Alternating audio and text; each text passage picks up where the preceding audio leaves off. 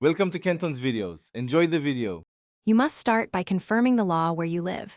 This avoids criminal or civil risk. Once done, determine whether one party or all-party consent applies, because that changes your next steps. Make sure to state on the call that you will record and obtain explicit verbal agreement.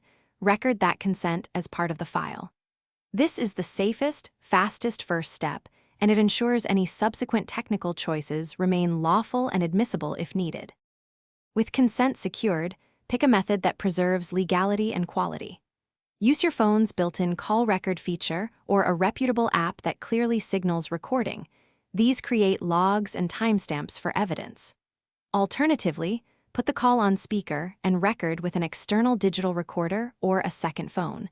This often yields better audio while remaining transparent. Make sure the app or service stores metadata and timestamps so you can prove when and how consent was given. Finish by saving and securing the recording. Include the initial consent clip at the start, then store copies in encrypted cloud and a local backup. Make sure file names include date, time, and participant identifiers, and log the device and app used. If your recording fails, stop, tell the other party, retry on speaker with an external recorder, and reobtain consent. This preserves legality and gives you a retrievable, admissible file should you need it.